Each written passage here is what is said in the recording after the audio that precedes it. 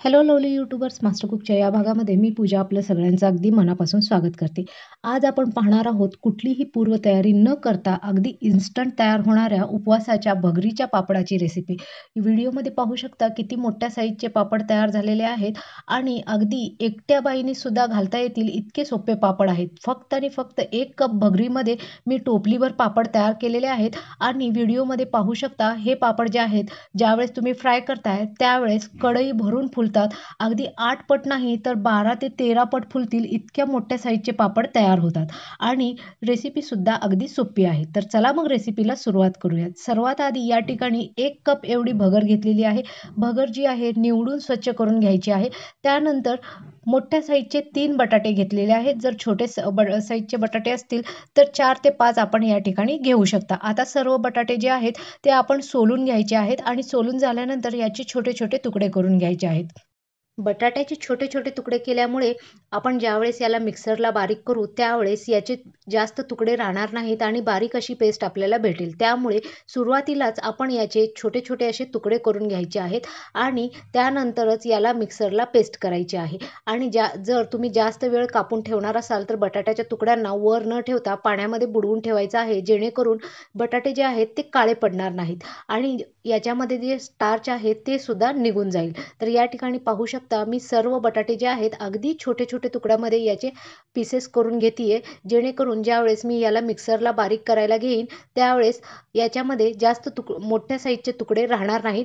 जर छोट्या साईजचे तुकडे राहिले तरी ज्यावेळेस आपण बॅटर शिजवतोय त्यावेळेस ते बॅटरमध्ये शिजले जातात आणि पापडामध्ये मोठे तुकडे येणार नाहीत. आता या सर्व तुकड्यांना आपण पाण्यामध्ये ठेवायचं आहे, जेणेकरून याच्यामधलं स्टार्च निघून जाईल आणि ज्यावेळेस आपण इतर तयारी करतोय तोपर्यंत बटाटेसुद्धा काळे पडणार नाहीत. तर साधारणपणे आपल्याला भगर वगैरे भाजून घेण्यासाठी 10 ते 15 मिनिट लागतात.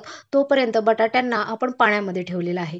आता या ठिकाणी आपण 1 कप जी भगर घेतली होती ती कढईमध्ये घालून घ्यायची आहे आणि एकदम लो फ्लेमवर हिला भाजून घ्यायचं आहे. फ्लेम जर तुम्ही हाय ठेवली तर भगर जी आहे लगेच करपून जाईल आणि लगेच हिचा कलर चेंज होईल. मग ज्यावेळेस तुम्ही पापड कराल त्यावेळेस पापड चिरण्याची सुद्धा शक्यता असते. त्यामुळे भगर जी आहे अगदी लो फ्लेमवर भाजून घ्यायची आहे आणि या ठिकाणी पाहू शकता अगदी 6 ते 7 मिनिट लो फ्लेमवर मी भगर ठेवलेली होती. तर या ठिकाणी भगरीचा कलर चेंज झालेला आहे. सर्व भगर जी आहे ती थोडीशी पांढऱ्या कलरमध्ये आलेली आहे. अशा पद्धतीने भगर थोडीशी फुगली की लगेचच तुम्ही गॅस बंद करायचा आहे आणि या भगरीला पूर्णपणे थंड करून घ्यायचं आहे. जर तुम्ही अशीच भगर मिक्सरला बारीक केली तर ती व्यवस्थित बारीक होणार नाही, तिची पावडर व्यवस्थित होणार नाही. जोपर्यंत भगर आपली थंड होतीये तोपर्यंत आपण या ठिकाणी पाणी मोजून घेऊयात. तर 1 कप भगरीसाठी आणि 3 मोठ्या साईजच्या बटाट्यासाठी या ठिकाणी टोटल 11 कप पाणी घ्यायचं आहे आणि याच पाण्यामध्ये आपण पूर्ण पापड करणार आहोत. वरून थोडंसंही एक्स्ट्राचं पाणी वापरायचं नाहीये. पाणी जे आहे मी एकदाच ॲट अ टाईम मोजून साईडला ठेवलेलं आहे. आता पाणी मोजून झाल्यानंतर आपण बटाटे जे पाण्यामध्ये भिजत ठेवले होते त्याचं पूर्णपणे पाणी काढून घ्यायचं आहे आणि मिक्सरला याची बारीक अशी पेस्ट तयार करून घ्यायची आहे. मिक्सरला ज्यावेळेस तुम्ही बारीक पेस्ट करताय काही वेळेला याच्यामध्ये छोटे छोटेसे तुकडे राहतात. हे तुकडे जरी राहिलेले असले तरी ज्यावेळेस आपण बॅटर शिजवतो त्याच्याबरोबर शिजले जातात आणि पापडामध्ये येत नाहीत. त्यामुळे याची काळजी करायची गरज नाही आहे. मोठे असे कुठलेही तुकडे याच्यामध्ये राहिलेले नाही आहेत. अगदी फाईन अशी बटाट्याची पेस्ट या ठिकाणी तयार झालेली आहे. आता या पेस्टला आपण एका साईडला ठेवून देऊयात आणि त्यानंतर आपण जी भगर थंड व्हायला ठेवली होती हे पहा, हातामध्ये धरलं तरीसुद्धा भगर जी आहे बिलकुल भाजत नाही आहे, म्हणजे अगदी कोमट अशी भगर तयार झालेली आहे. आता हिला आपण मिक्सरला एकदम बारीक अशी पावडर तयार करून घ्यायचं आहे. जसं मैद्याचं किंवा गव्हाचं पीठ वगैरे असतं तशा पद्धतीची पावडर आपल्याला हवी आहे. तर हे पहा अगदी बारीक अशी पावडर मी या ठिकाणी तयार करून घेतलेली आहे. आता ही पावडर आपली तयार झालेली आहे. हिला एका दुसऱ्या भांड्यामध्ये ट्रान्सफर करून घ्यायचं आहे आणि जे पाणी आपण मोजून ठेवलेलं आहे त्यातलंच थोडंसं पाणी आपण या पावडरमध्ये घालून घेणार आहोत, जेणेकरून ज्यावेळेस ही पावडर तुम्ही बॅटर पाण्यामध्ये घालाल त्यावेळेस याच्या गुठळ्या वगैरे होणार नाही. तर 2 कप पाणी मी या ठिकाणी मोजून घेतलेलं आहे आणि चमच्याने या पावडरला पाण्यामध्ये व्यवस्थित मिक्स करून, जसं गव्हाचं वगैरे चीक असतं तशा पद्धतीने या पावडरला आपण पाण्यामध्ये मिक्स करून घ्यायचं आहे. अगदी पातळ अशी पावडर ही तयार व्हायला हवी. तर या ठिकाणी पाहू शकता अगदी रनी कन्सिस्टन्सीचं बॅटर मी तयार करत आहे. याच्यामध्ये जे लम्स गुठळ्या आहेत ते सर्व काढून घ्यायचे आहेत आणि त्याच्यानंतर साधारणपणे 5 मिनिटासाठी या पावडरला आपण साईडला ठेवून द्यायचं आहे. हे पहा, सर्व गुठळ्या वगैरे मी या ठिकाणी फोडून घेतलेल्या आहेत. आता पिठाची ही जी पातळ पेस्ट तयार केली आहे तिला एका साईडला ठेवून देऊयात आणि उरलेलं जे पाणी आहे तर त्याच्यामध्ये मी साधारणपणे 1.5 चमचा मीठ घेते. मीठ जर तुम्ही कमी खात असाल तर कमी किंवा जास्त करू शकता. त्यानंतर या ठिकाणी मी 2 ते 3 चिमूट बेकिंग सोडा घेतलेला आहे आणि त्याचबरोबर या ठिकाणी 4 ते 5 साखरेच्या दाण्या एवढे या ठिकाणी तुरटी घेतलेली आहे. तुरटी वापरल्यामुळे पापड जे आहेत अगदी पांढरे शिपट होतात. आता या पाण्याला चांगली खदखदून अशी उकळी येऊ द्यायची आहे. जर तुम्ही पापड खारचा वगैरे वापर करत असाल तर मीठ जे आहे अगदी कमी वापरायचं आहे. पापड खार जे असतं ते ऑलरेडी खारट असतं. जर तुम्ही एवढंच मीठ वापरलं तर पापड जे आहेत अगदीच खारट होऊन जातील. आता पाण्याला उकळी यायला सुरुवात झालेली आहे. पाणी जे आहे अगदी हाय फ्लेमवर मी उकळत ठेवलं होतं. त्यानंतर लगेचच लो फ्लेम करायची आहे. उकळी यायला सुरुवात झाली की लो फ्लेम करून त्यानंतर जसं आपण गव्हाच्या वगैरे कुरडईचं चीक जसं ओततो तसंच थोडंसं करत ओतायचं आहे आणि एका हाताने चमचा जो आहे हे हलवत राहायचा आहे, जेणेकरून पिठामध्ये थोड्याशाही गुठळ्या होणार नाहीत. तर या ठिकाणी पाहू शकता पिठाला लगेचच छान अशी चकाकी आलेली आहे. ॲट अ टाईम बटाटा आणि पीठ मिक्स करायचं नाही आहे. ज्यावेळेस या पिठाला छान असा घट्टपणा येईल त्यावेळेस याच्यामध्ये बटाटा मिक्स करायचा आहे. तर हे पहा, कुठेही पिठामध्ये गुठळ्या वगैरे झालेल्या नाही आहेत. छान असं चकाकी आलेली आहे पिठाला सुद्धा आणि पीठ छान सुरुवातीलाच छान दिसत आहे. आणखीन 10 मिनिटं या पिठाला आपण शिजवायचं आहे. ज्यावेळेस या पिठाला घट्टपणा येईल त्याच वेळेस आपण याच्यामध्ये बटाट्याची पेस्ट मिक्स करायची आहे. हे पहा, 10 मिनिटानंतर हे पहा पिठाला किती छान असा घट्टपणा आलेला आहे आणि सारखं चमचा जो आहे हलवत राहायचा आहे, जेणेकरून पीठ जे आहे बुडामध्ये चिटकणार नाही.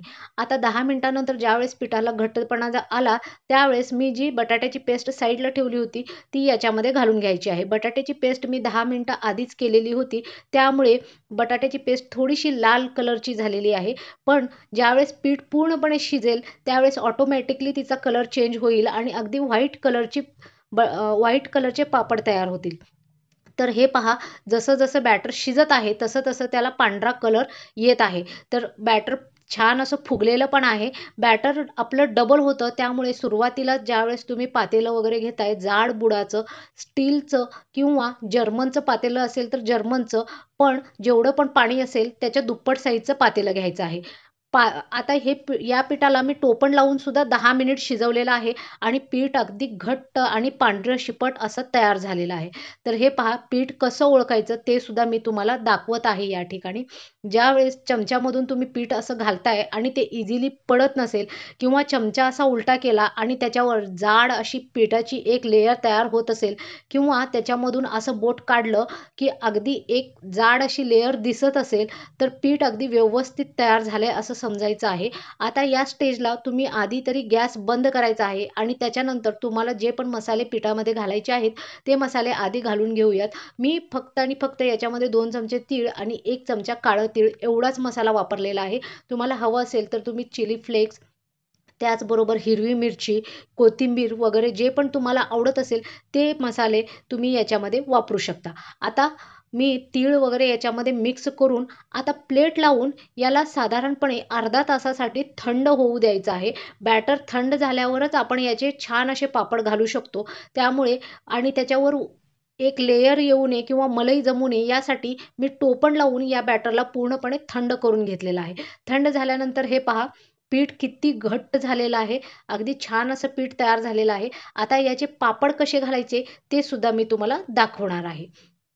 आता पिठाचा ज्या पण साईजचा गोळा तुम्हाला हवा आहे किंवा ज्या पण साईजचे पापड तुम्हाला घालायचे आहेत त्या साईजचा गोळा प्लास्टिक पेपरवर घ्यायचा आहे. पीठ जे आहे अजूनसुद्धा कोमट आहे, पूर्ण थंड झालेलं नाही आहे. तुम्ही थंड झाल्यावर सुद्धा घालू शकता. आता त्याच्यानंतर पाण्याच्या हाताने या पिठाला थोडंसं अशा पद्धतीने थापून घ्यायचं आणि त्यानंतर एखादं प्लास्टिक पेपर असेल तर त्या प्लास्टिक पेपरला थोडंसं पाणी लावून अशा पद्धतीने बोटाने पूर्ण या पापडाला आपण पसरून घ्यायचं आहे. तर हे पहा, पापड जे आहे किती इझिली पसरत आहे. थोडीशीही मेहनत मला करावी लागत नाहीये. ज्या पण साईजचे तुम्हाला पापड हवे असतील त्या साईजचं अगदी पातळ असे पापड घालून घ्यायचे आहेत आणि त्यानंतर प्लास्टिक असं काढून घ्यायचं आहे. पहा, पापड थोडासाही प्लास्टिकला चिटकत नाही. अशाच पद्धतीने मी सर्व मोठ्या-मोठ्या साईजचे पापड घालून घेतलेले आहेत. जेवढे पण मोठे पापड तुम्ही घातले तरीसुद्धा पापड चिरणार नाहीत, तुटणार नाहीत, फाटणार सुद्धा नाहीत. फक्त पाण्याचं प्रमाण जे आहे ते तुम्ही लक्ष देऊनच घालायचं आहे. पाणी थोडंसंही कमी जास्त करायचं नाहीये. तर हे पहा, अशा पद्धतीने मी सर्व पापड जे आहेत घालून घेतलेले आहेत. तुम्ही व्हिडिओमध्ये पाहू शकता. फक्त आणि फक्त 1 कप भगरीमध्ये एवढे सारे पापड तयार झालेले आहेत. आता या पापडांना 2 दिवस तुम्ही कडक उन्हामध्ये किंवा सावलीला वाळवत असाल तर 2 ते 3 दिवस सावलीला सुद्धा अगदी छान वाळतात. दुसऱ्याच दिवशी हे पहा, पापड जे आहे किती इझिली वाळलेले आहेत आणि ज्यावेळेस मी प्लास्टिकवरून सुद्धा काढतीये तर मला थोडीशीही मेहनत करावी लागत नाहीये. सावलीलाच मी हे पापड वाळवून घेतलेले आहेत आणि अगदी मोठे, ट्रान्सपरंट आणि एकही पापड या ठिकाणी चिरलेला नाहीये. आणखीन 1 दिवस मी सावलीलाच या पापडांना वाळवून घेणार आहे. एकाच दिवसामध्ये अगदी छान असे पापड वाळलेले आहेत. 2 दिवसानंतर हे पहा, या ठिकाणी पापड जे आहेत अगदी छान असे वाळून तयार झालेले आहेत. अगदी मोठ्या साईजचे पापड तयार झालेले आहेत आणि पांढरे शिपट तयार झालेले आहेत. आता या पापडांना आपण फ्राय सुद्धा करून पाहणार आहोत. फक्त आणि फक्त 1 कप भगरीमध्ये टोपलं भरून पापड तयार झालेले आहेत. तर मी व्हिडिओ जो आहे थोडासा लांबून करत आहे. कढई जी आहे खूपच मोठ्या साईजची आहे. तर हे पहा, पापड ज्यावेळेस मी कढईमध्ये घालतीये, अगदी कढई भरून पापड हा फुलत आहे आणि एकदम पांढरा शिपट झालेला आहे. तर ही रेसिपी कशी वाटली ती कमेंट सेक्शनमध्ये सांगायला विसरू नका. आणि फ्रेंड्स, जर तुम्हाला हा व्हिडिओ खरंच आवडला असेल तर तुमच्या इतर ग्रुपमध्ये शेअरसुद्धा करा आणि लाईक आणि सबस्क्राईब करायला विसरू नका. तर फक्त आणि फक्त 1 कप भगरीमध्ये मी जवळपास 50 ते 60 पापड या ठिकाणी तयार केलेले आहेत आणि कढई भरून फुलत आहेत. पांढरे शिपट तयार झालेले आहेत आणि या ठिकाणी हे पहा, मी एका परातीमध्ये ठेवलेले आहेत. किती मोठ्या साईजचे पापड तयार झालेले आहेत. उपवासाचे करायला अगदी सोप्या असलेल्या या पापडाची रेसिपी तुम्हाला कशी वाटली ती कमेंट सेक्शनमध्ये सांगायला विसरू नका.